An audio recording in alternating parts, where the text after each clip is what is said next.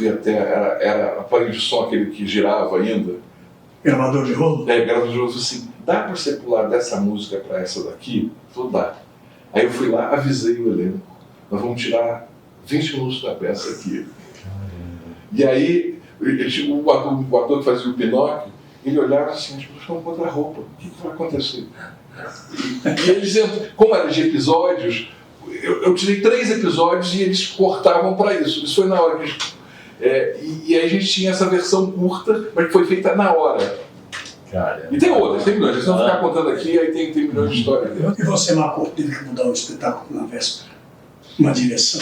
Ou durante? Posso inverter a pergunta, eu vou contar uma historinha rápida, que foi numa coprodução do Folias com o Tapa, né? E era bem no comecinho do Folias, e o Folias deve muito pro Tapa. Só um parênteses, a gente fez um espetáculo antes desse, acho que era antes desse, né? Que era o Folias Felinianas, que a gente tinha recebido uma verba do governo do estado, tinha concorrido a um prêmio, tinha ganho a porra do prêmio, a gente ensaiou e tal, super animado, não sei o que, não tinha que estrear. A gente perdeu tudo que era teatro público, não tinha como pagar um teatro privado. Aí o Eduardo pegou e falou assim, estreia aqui, porra. A gente vai viajar, vocês estreiam aqui. E a gente... Aqui onde? Na direção. Aliança Francesa. Durante o período nós éramos residentes lá. Né? Um teatro, um espaço, eles eram a companhia residente. Isso é um episódio, mas não é isso que eu ia contar. Eu ia contar o seguinte, a gente estreou um outro espetáculo, a coprodução, que fazia, o Guilherme Santana fazia, o Bruno Perillo fazia, que era ligado mais ao Tapa do que ao Folias na época. Depois a Lola Tolentino fazia os figurinos, que eram maravilhosos e tal, e a gente foi estrear isso em Curitiba. A gente estreou em Curitiba, no teatro, não sei se você estava lá. A gente estreou num teatro que a saída do público era bem na frente do palco, assim, né? O espetáculo tinha umas 2h30, era o Happy End, que é atribuído a Elizabeth Hauptmann, na verdade, é do Bertolt Brecht. Né? E aí a gente fazendo aquilo e lá pelo meio do caminho começa a sair as pessoas, começa a sair. Pela frente? Pela frente, saía uma caralhada de gente, assim, e de repente tinha lá a delegação da Folha de São Paulo. E a delegação da Folha de São Paulo, com o respectivo crítico, se levantou e foi embora. A delegação inteira. Puta, fudeu esse negócio, né? Eu fiquei indignado, na época eu era bem mais jovem, e acabou o espetáculo, foi atrás do crítico, né? Fui atrás do crítico, encontrei a Beth Nespoli num restaurante, falei, como é que tá esses? Né? Eu babando, eu, o Zeca e o Ulisses Com, que era o cenógrafo. Pô, peraí. O Ulisses acalmou. O cara não tava lá, o cara tava numa festa, não, onde é o hotel tal. Fui lá, peguei um guardanapo, falei assim, meu amigo, você é crítico e tal, não sei o quê, então você cumpre a sua obrigação, você viu o espetáculo até o fim para falar dele, e eu cumpro a minha, que é fazer o espetáculo até o fim. Bom, passou e tal, o cara não escreveu, recebeu o recado, e a gente chegou aqui e reformulou o espetáculo inteiro. O crítico tinha razão? Tudo. Eu não sei se o crítico tinha razão, mas eu acho... Não, de sair não, ele devia aguentar até o final. Sair não. Mas eu acho que depois o espetáculo fez uma boa carreira, depois até foi convidado para fazer uma temporada no SESI de uma semana, teve boas críticas, mas esse episódio me lembra um pouco, por que eu puxei isso também? Primeiro porque é um jeito de homenagear e agradecer o Eduardo, né, que é um camarada e um companheiro de muito tempo. Segundo porque a gente tinha ainda um papel da crítica para poder tensionar. Hoje a gente não tem crítica, a gente só tem lobista. Lobista que tem coisa na internet, etc. Não sei o quê. Então esse tempo, não vai ficar falando do passado, mas esse tempo ficou empobrecido, né? Hoje a gente, muitas das coisas que a gente vê que os estudantes não sabem, as pessoas jovens não sabem, é porque falta mesmo uma reflexão crítica, falta um ensaísmo, falta um... O Tolentino citou várias vezes o Nelson, você citou várias vezes o Plínio. Vocês acham que hoje todo o Nelson e todo o Plínio poderiam ser montados?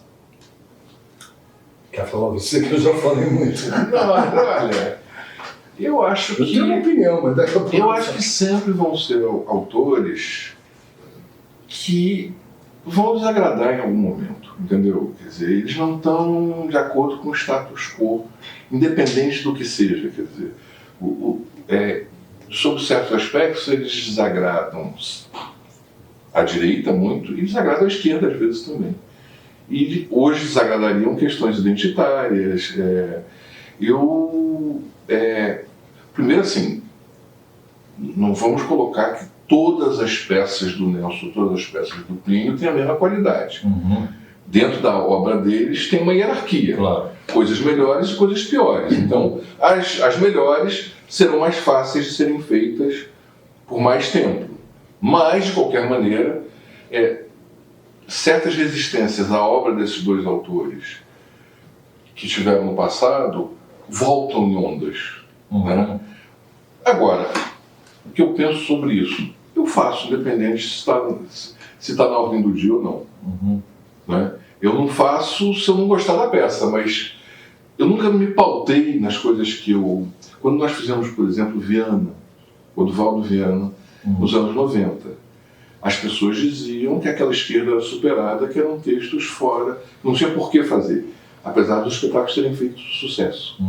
Mas as pessoas não diziam, não tem mais que fazer isso, tem que fazer Vianinha. Por quê?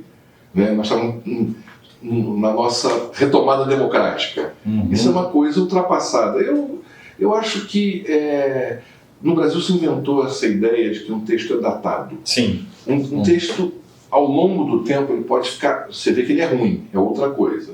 Se ele é bom, ele não é datado. É porque você não conseguiu lançar um olhar sobre ele que mexa com o tempo que você vive. Mas existe... O Marco falou essa coisa do Otelo. Ele fez um Otelo com um viés para o tempo que ele estava vivendo. Né? Hoje, talvez, se você fizesse Otelo, você faria de outra maneira completamente diferente.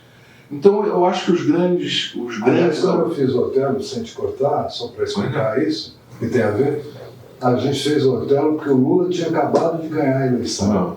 E a nossa pergunta é, até que ponto o Lula vai trair ou não a classe trabalhadora no momento em que esse pacto do trabalhador nunca existiu dentro do poder, né? O pacto do trabalhador com as oligarquias. Como é que isso vai funcionar? Por isso a gente quis montar o Otelo. Quando eu fiz o Ivanov do Tchekhov, a mesma coisa. Quer dizer, nós estávamos numa democracia com um intelectual na presidência, Período Fernando Henrique. E nós perplexos, porque nós tínhamos um terreno devastado. O Ivanov é isso, é o cara que vai cheio de ideais para a coisa. Não estou dizendo que era o Fernando Henrique que estava cheio de ideais, não. Estou dizendo, nós como artistas e pensadores, conquistamos a democracia. E aí? Né? Se o terreno, se a ignorância em volta, se a elite da casa da qual o Ivanov frequentava era uma elite corrupta, torpe, intrigante, o povo ignorante, aproveitador, como é que você faz alguma coisa neste momento? Então o Ivanov correspondia à nossa perplexidade. Então eu acho que é isso. Se você montar hoje, talvez tenha outros aspectos que estejam envolvidos, Otelo, Ivanov, as coisas que a gente fez, né? Mas eu acho que elas são passíveis de serem feitas e refeitas. Quer você tenha uma patrulha dizendo que você deve ou não fazer. Eu estou me lixando. Quando eu vou escrever uma coisa para edital, eu escrevo o que me dá vontade. Eu não escrevo o que eu acho que a comissão vai gostar. Vocês acham que isso vale para hoje? Mas acho que o Marcão queria exatamente. Eu queria... Tem uma peça do Plínio que eu montei que chamava-se O Assassinato do Anão do Caralho Grande. Que a gente falou. Tem várias... Só uma coisa, Marcão, não sei se eu já te falei. Nessa época eu trabalhava no jornal, na área de variedades, de cultura. Ela não entrava no roteiro. Não entrava no roteiro, então. Nessa época, hoje em dia ela não entra em cena. Piorou. Quer dizer, piorou. Mas o que eu queria Mas também não tem mais roteiro. Então no começo dessa história, que até a gente estava perguntando que encenadores que poderiam ter influído e tal, não sei o quê. Sabe o que me chama muito a atenção na cultura brasileira? São essas coisas que andam à margem. É o Noel Rosa, sabe, essas coisas que subvertem o costume, que subvertem a leitura das coisas, que é o Plínio, que é o Nelson Rodrigues, que é o Oswaldo de Andrade, que é o Mário de Andrade. Sabe, E cada um subverte ao seu modo, né? Porque o Noel subvertiu com lirismo, com... Exato. Mas também dando porrada. Sim. Tem coisas bem duras, né? E o que eu acho curioso nisso é que, e o difícil nisso é que hoje em dia tem que estar tudo normatizado, tem que estar tudo regrado, tem que estar tudo dentro de um padrão onde parece que a gente voltou lá atrás num teatro em que a função do teatro é doutrinar, né? Doutrinar, então tem aquilo que é...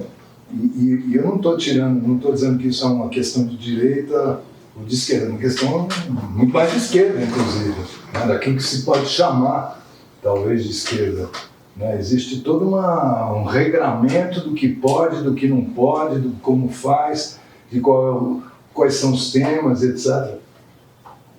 E a ficção perdeu um espaço fundamental na perspectiva da arte, né? Fica tudo muito direto, muito literal. A gente perdeu qualquer capacidade de simbolização, de metaforização.